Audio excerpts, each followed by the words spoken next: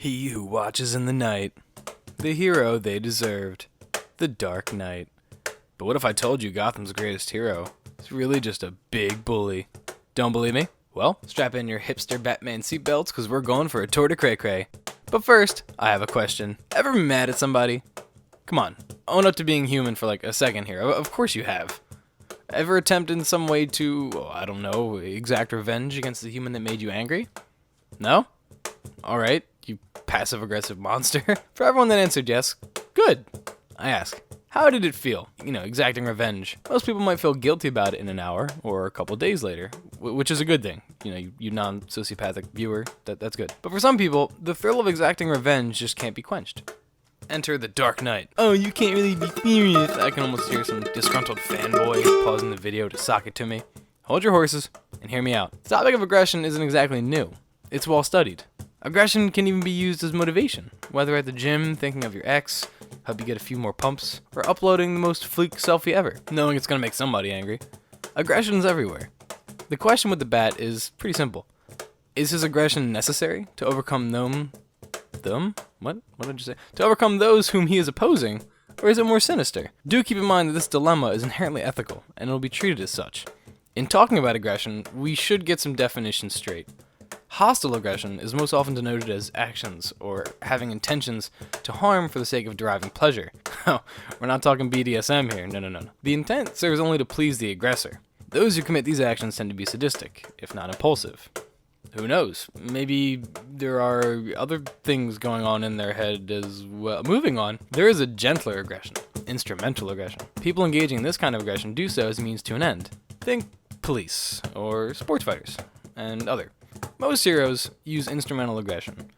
The ones that resort to it as a last-ditch effort really highlight what I'm talking about here. Think of Beast from X-Men. The guy freaking reads Shakespeare. He holds office. Those who oppose him are lucky that he doesn't let loose more often. At most, it seems that the superheroes who use instrumental aggression take pleasure only in saving victims and foiling nefarious plans, and, apprehending those responsible. While it would be nice to assume that this is the case for all supers, it simply is not. Let's take a look. Dark and stormy night. Bruce Wayne watches in terror as his parents are mowed down by a petty thug.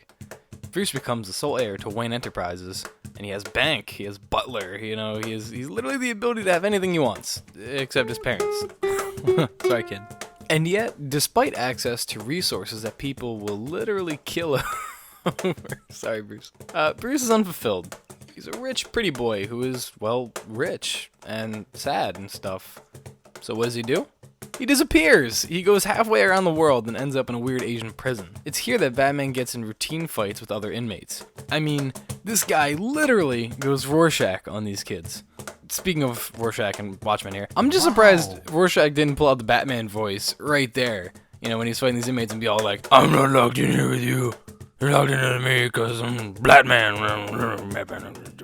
Also, has anyone else noticed that these two totally sound the same? You're locked in here with me. Where were the other drugs going? Swear to me. Anyway, while in the prison, Batman meets Liam Neeson, and the dialogue between them is priceless. Are you so desperate to fight criminals that you lock yourself in to take them on one at a time? And then Batman's all like, actually there were 7 of them. It's like, well shit, Bruce. How innocent and vigilante of you. Speaking of, Batman's all like, psh, vigilante, and Ra's is all... No. The vigilante is just a man lost in the scramble for his own gratification. And these are actual quotes from the movie. It's like they're trying to tell us something.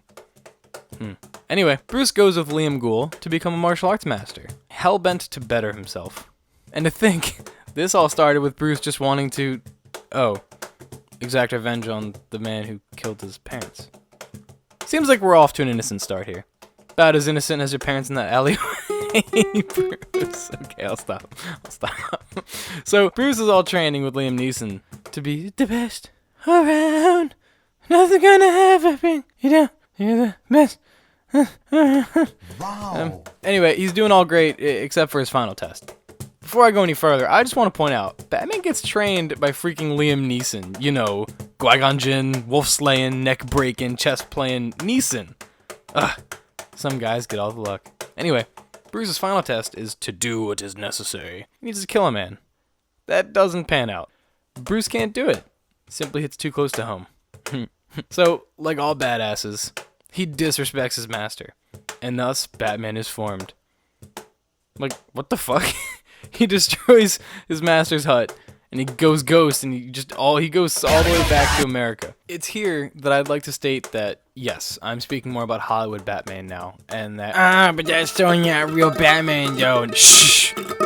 I do so because Hollywood Bats is the most accessible portrayable to the masses. But I swear, I'm not a filthy casual, guys. Anyway, besides comic book Bat, it's actually much, much darker. Fast forward, and we reach the fight between Batman and Ra's al Neeson. It is here that we encounter another super blemish, and that is act omission. Defined simply, it is the idea that harmful actions tend to be seen as more wrong than simple omissions, which in this instance would really just be a failure to act. Yeah. Which is exactly what has happened in the movie Batman Begins. Batman begins to... Oh, unintentional pun is unintentional. Oh, anyway, Batman begins to win his fight against Liam Neeson, and just, hold on, wait. Batman beats up Liam Neeson? That has to be more unbelievable than this stuff not being butter or something witty. I'm not good at script writing. So, Liam, after getting, knocked about casually, he asks, while rocketing towards a building, "Have you finally learned to do what is necessary?" "Well, have you, old chap?" "Yes, quite." Instead of killing him, Batman's all like, I won't kill you, but I don't have to save you." Haha! Deuces. Let's stop here for a second and imagine if Superman would ever do this. Hell no. I can accept Batman, not liking guns and killing and all, but is the next best choice to just let Ra's die? Why doesn't Batman just outright commit murder on a regular basis then? I digress. Getting back to it, Batman's actually kind of cool with incidental omissions that lead to death. This leads one to infer that morality is not really at stake for this guy.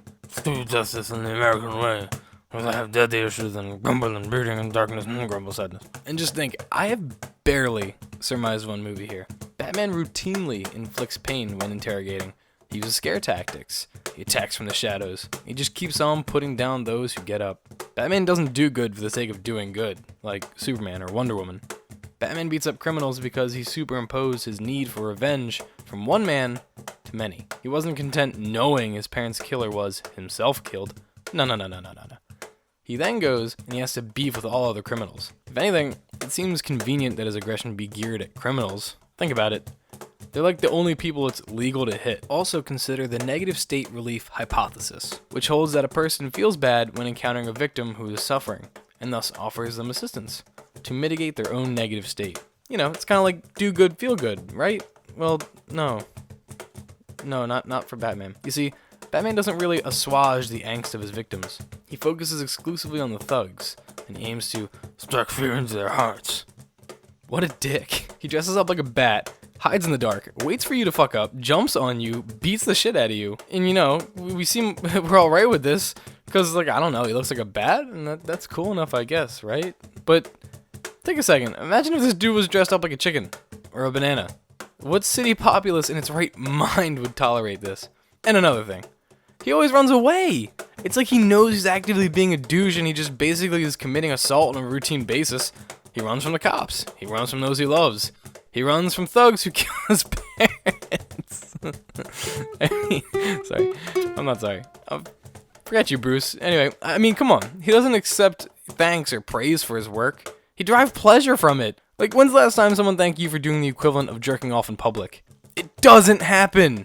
Besides, what kind of douche accepts thanks for beating the crap out of people? At this point, it's a valid question. Is Batman even helping people?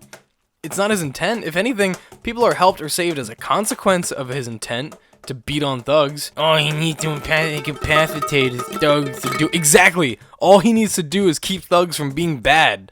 This guy's a master of martial arts. He's a paradigm of human conditioning. Why break your arm during an interrogation if he could just put you down with an armbar lock? Excessive much? But Batman's still doing good, he fought the Joker and shut the fuck up! Fanboys, God!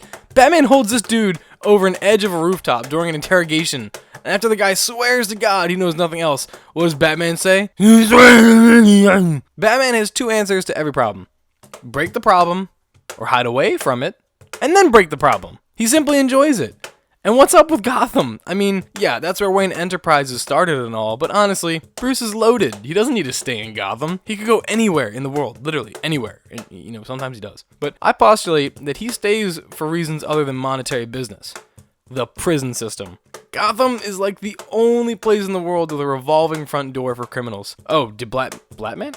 Yeah, Blatman, let's go with that. Did Blatman foil your plans? You'll be out of here in a week. It's like the criminals can come and go as they please, like some free-range chicken farm. Where else could Batman go?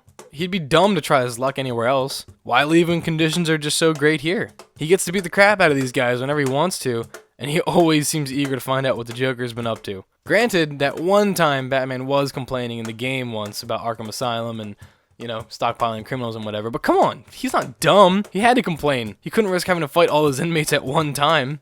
I digress once more. The night is indeed dark. Best hope you're not a petty low-life criminal, or else you'll get a mollywop of justice, with a side of sick kicks and misplaced pleasure. So here's where I really have to give credit to the authors of this book I used to fuel this episode. The book in question is called The Psychology of Superheroes, an unauthorized exploration. It's chock full of awesome insights into Cape Crusaders, femme fatales, and psychotic Batman alike. The article was written by Chuck Tate, and I think he did a bang-up job. If you like what you saw, great! Please forget to subscribe and just so happen to misplace a comment below. If you didn't like what you saw, bummer. Maybe next time, kiddo. Now, if you excuse me, I need to think of what video I'll be doing next. This has been As a Pleb Thinketh. Happy.